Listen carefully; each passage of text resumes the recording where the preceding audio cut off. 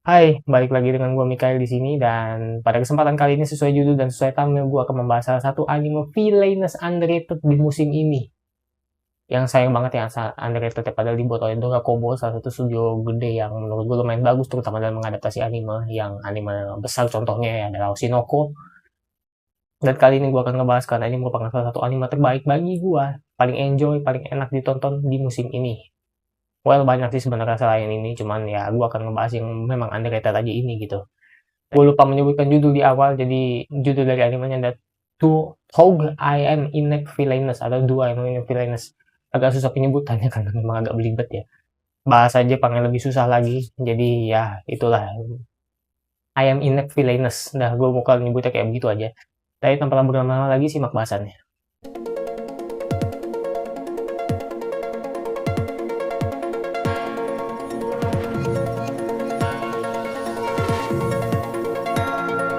Jadi anime ini singkatnya bercerita tentang Korea, berceritanya kayak permaisuri gitu, cara permaisuri yang mirip Apothecary Diary, cuman ya nggak kayak begitu juga karena Apothecary Diary itu heavy story banget, terutama misteri. Kalau ini main karakternya sama-sama suka tanaman obat sih, jadi ya mirip-mirip lah.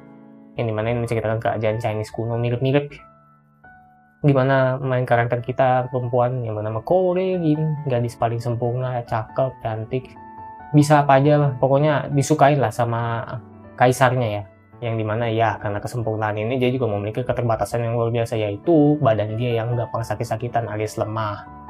Nah, ada juga permaisuri lain, tapi yang gue paling bahas adalah rival abadi alias orang yang benci sama Reirin, yaitu Shu Kagetsu, yang dimana dia adalah anak pungut dari Slum gitu, yang diambil sama dayang tingkat tingginya, gue lupa nyebutnya apa itu, pokoknya kayak sosok ibu tapi bukan, jadi kayak pemimpin Shu Clan lah, yang dimana diambil dan jadi perwakilan dari Shu Clan gitu, yang dimana tatapan dia tuh sinis, tajam dan kasar gitu ya. Ada penyebabnya sih, karena ya dari awal karena dia anak pungut jadinya banyak diledek, banyak direndahkan, makanya dia jadi kasar kayak begini.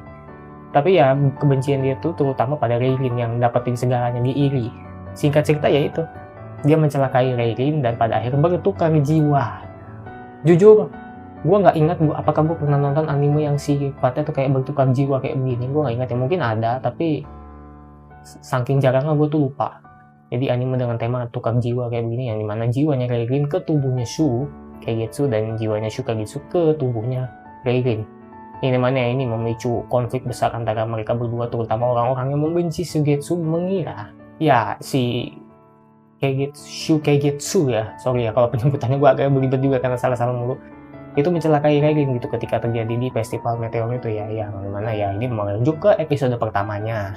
Gue suka banget penulisannya, enjoy banget, dan konfliknya tuh bener-bener ada bikin kesel, ada bikin seneng, pokoknya pas lah. Lanjut ke episode 1 dimana dibawa penjara lah, di ngobrol sama Tosetsu, dia nggak bisa ngasih tahu identitas asli dia karena dikutuk, yang dimana ya di satu sisi agak sedih juga, tapi satu sisi dia lumayan senang sih Reirin karena dapat tubuhnya Shu Kagetsu yang terbilang sangat-sangat sehat gitu. Akhirnya dibawalah di episode 1 ke pengadilan singa atau Lion Judgment, yang dimana kalau singanya gigit ya berarti lu bersalah, kalau enggak ya berarti lu nggak bersalah.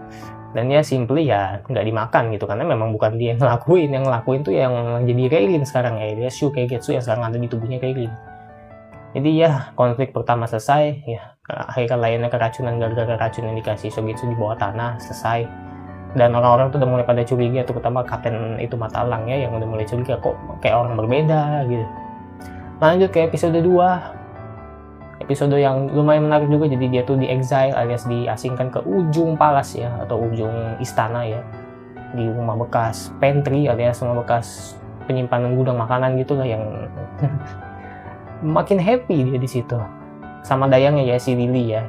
Lilynya ogah sama dia, jadi dia pergi ke daerahnya Shu Clan gitu daripada bareng sama dia karena benci banget ya. Bahasa lalunya Lily tuh terikat banget sama si Shu Kagetsu, terutama penghinaan Lily terhadap, tapi intinya ya dia bukan anak yang benar-benar dianggap anak penggoda, dancer penggoda gitu, atau penari penggoda gitu, yang mana itu bikin dia kesel juga. Dan yang menghina ini terutama adalah Shu Kagetsu itu sendiri. Shu Kagetsu jelas alias Reirin ya, Reirin dalam tubuh Shu Kagetsu, dia memanfaatkan semua ya sisa-sisa pantry itu, nanam lah, bercocok tanam lah. Bahkan Kapten Alang ketika memeriksanya juga kaget, kok dia kayak begini.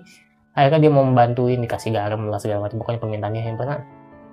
Dalam 1 hari tanamannya tuh tumbuh, yang dimana diusirlah si Lily dari itu ya, dari tempatnya klan api, klan Shu, karena dayang-dayang lain yang dari awal pada benci sama si Keigetsu juga kesel juga, akhirnya diusir lah. Dan ada intervensi juga dari klan Qin ya kalau nggak salah ya, klan Qin itu yang menghasut Lily buat ngebully si Shu Keigetsu alias si Reirin di dalam tubuh Shu Keigetsu, yang akhirnya nggak mempan karena begitu pulang makan enak gitu mereka. Jadi ya udah, lanjut ke episode 3. Nah, ini episode yang paling emosional dan paling menarik karena disinilah Lily itu benar-benar hilang akal atau hilang nyantainya dia lah, dimana dia kesel banget karena ngeliat Shu Keigetsu kayak berubah, kayak apa nih lu tiba-tiba berubah, padahal sebelumnya lu kan jahat banget gitu sama gua.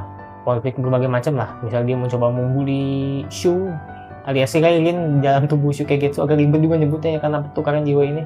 Coba ngebully tapi gagal, malah dimanfaatin gitu sama si Reirin itu di tubuhnya Keigetsu, dimana si Shu Keigetsu harusnya takut cacing, dia malah pegang dengan santai lah segala macam, pupuk apa. Jadi ya sampai capek sendiri si Lily. Sampai pada akhirnya ya lagi-lagi dayang dari klan Qin ya. Sorry kalau salah ya, gua agak lupa juga karena yang gue ingat cuma Shu sama Kou aja gitu. Ini mana menghasutnya untuk ngelakuin, gue kecewa sama lu, pokoknya ini terakhir kali kesempatan gue kasih biar lu dapat makan. Nih, diserahin lah pisau yang tujuannya tuh macam-macam. Lu mau ngerobek apapun, pokoknya barang berharga miliknya Shu Keigetsu dibawa ke itu sebagai bukti gitu. Kalau misalnya ya nggak tahu sih, mereka mau rencananya memang mau ngebully aja gitu. Dan boleh juga menghabisi alias menghilangkan nyawanya Shu Keigetsu, yang mana ada miris juga. Lily itu udah pasrah di sini. Kenapa? Karena dikata-katain lah, dia nggak punya apa-apa lagi, dia cuma dimanfaatin doang. Itu udah pas, pokoknya dikenain mental sama si dayang dari klan Qin ini. Ya udah, dia bawa pisau itu ke entry-nya si Shu Keigetsu alias si Reirin ya. Yang dimana ya ketika Kapten Matalang tahu ini, dia langsung ngeras ke sana dan ya terjadilah momen emosional itu yang dimana ribut gede-gedean lah, dirobek lah si baju permaisurinya si Keigetsu alias si Reirin. Agak susah nih nyebutnya karena berlibat juga. Gue takut ketukar-tukar aja sih. Pada akhirnya dihentikan sama Kapten Matalang, tapi diselamatin lagi sama si Reirin yang dalam tubuh Shu Keigetsu yang dibilang cuma motor apa. Pokoknya agak emosional tapi nyesek juga gitu. Jadi tapi ya pada akhirnya ya mereka berdamai lah pada akhirnya di akhir episode ini. Dan si Lily juga akhirnya minta maaf gitu, saking sakit hatinya dia. Walaupun ya memang dia minta maaf tuh dengan ketakutan ya, takut dipecut lah atau apa. Tapi ya ngeliat dari flashbacknya alias dari permasalahannya masa lalu dengan Shu Keigetsu, ya wajar aja dia sampai bisa begini gitu. Dan dari tadi gue bahas Shu Keigetsu mulu, yang alias si Reirin ya, yang di dalam tubuh Shu Keigetsu. Gue nggak bahas si Reirin gue nggak bahas si Keigetsu yang tubuhnya si Reirin karena ya dia basically nyantai-nyantai aja, senang-senang, walaupun dia ngeluh terus karena ini badan lemah amat sih, sakit-sakitan mulu. Tapi kok bisa kuat ini si Reirin ini, kok bisa kuat gitu. Si Keigetsu sampai heran-heran gitu, yang di tubuhnya Reirin kok bisa kuat gitu. Tapi ya dia senang karena dimanja, dideketin sama Kaisar apa segala macam. Cuman ya dia masih tetap menderita gitu. Akhirnya selesai dengan damai episode 4. Episode 4 ini agak nyantai juga sih, dan juga. Jadi si Reirin dalam tubuh Shu Keigetsu tuh sebenarnya pengen balas dendam ke dayang klan Qin yang menyengsarakan si Lily. Cuma Lily stop gitu. Akhirnya mau dikembaliin pinnya karena takut dianggap sebagai pencurian, nggak ketemu. Dan ya udah, di sini ngobrol-ngobrol lah, misalnya kayak memperbaiki kimono, baju, atau gue nggak tahu penyebutannya kayak gimana, pokoknya ambil memperbaiki itu. Dan Lily akhirnya mereka memutuskan untuk ikut festival hantu ya, dimana ya itu festival menari. Dan ya minta diajarin lah tarian ibunya si Lily dan segala macamnya. Dibuatkan baju dayang tingkat tinggi alias dayang kelas tinggi buat si Lily juga, pakai bahan-bahan yang ada tentunya, pakai bajunya dia sendiri actually, pakai baju si Reirin yang ada di dalam tubuhnya Shu Keigetsu. Dan ya Shu Keigetsu tuh pakai baju dayangnya si Lily dan dimodif-modif lah. Dan mereka akan datang di festival hantu yang akan tayang yang minggu ini. Ini menarik karena gue nggak tahu tarian apa yang bakal dibawakan sama si Reirin dalam tubuh Shu Keigetsu. Tapi kalau misalnya kita lihat openingnya di bagian refnya, ya kurang lebih tariannya kayak begitulah ya, tarian ibunya si Lily yang memang udah ditampilin juga muter-muter gitu. Di opening juga ada muter-muter gitu. Jadi gue pikir apakah opening spoiler tariannya si Lily si Reirin dalam tubuhnya Shu Keigetsu nanti, yang dimana bakal membuat orang-orang tuh pada bingung, pada tergila-gila. Who knows? Jadi kita tinggal tunggu aja episode selanjutnya. Gue suka lah interaksi antara Lily dan Reirin dalam tubuh Shukagetsu ini, sampai Lily juga agak curiga karena si Keigetsu ini sempat nyebut bajunya Dayang Shiko, bajunya kuning apa gitu. Ini mana dia curiga, apakah jangan-jangan titik-titik ya, apa jangan-jangan ini Reirin? Ya memang iya, cuman kan kita kan nggak bisa dapat konfirmasinya sekarang karena memang terlalu awal gitu. Tapi satu hal yang pasti ya, kita tinggal nunggu aja. Ini tinggal nunggu waktu aja sih, karena clue-cluenya tuh udah terlalu banyak gitu. Orang-orang pastinya udah mulai curiga gitu, terutama Kaisarnya sendiri yang merasa kayak si Reirin yang sekarang alias Keigetsu di dalam tubuhnya Reirin itu bersikap makin lemah gitu badannya, dan juga bersikap agak aneh gitu, terlalu manja atau apa segala macam. Tapi kita tinggal tunggu aja ke depannya. Intinya gue suka lah interaksi mereka berdua yang dari awalnya love hate ya, akhirnya jadi love gitu.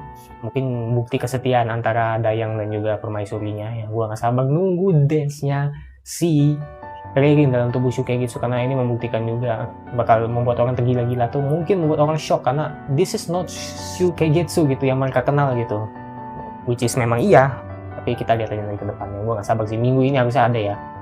Dan studio Doga Kobo menganimasikannya perfect lah, enjoy banget, ceritanya oke, pacingnya oke, nggak ada masalah dalam sejauh ini. Gue benar-benar enjoy banget, suka banget sama ini anime. Karakternya juga bagus-bagus, cakep-cakep pula, kecuali rajanya somehow alias Kaisar. Gue nggak suka Kaisarnya. Ya udah, itu aja sekian dari gue untuk pembahasan anime kali ini ya. Jadi anime Told I Am in a Villainous, susah, I Am in a Villainous ya kan untuk kali ini ya. Yang dimana mungkin gue akan bahas ke depannya karena gue memang lumayan enjoy, dan anime yang gue enjoy ya gue mungkin kalau misalnya punya kesempatan gitu selain di luar kerjaan gue di pagi hari ya gue mungkin bisa bahas ini terus menerus gitu ya. Tapi ya untuk 4 episode awalnya sangat enjoyable, gue sangat rekomendasiin, apalagi dibuat oleh studio Doga Kobo, studio yang nggak bisa diremehkan sekali dalam adaptasi animenya. Gue suka, intinya gue rekomendasiin ke kalian. Gue Mikael pamit undur diri, sampai jumpa di pembahasan anime lainnya, sampai jumpa mungkin di pembahasan Told I Am in a Villainous lainnya alias ke depannya lah ya. Bye-bye.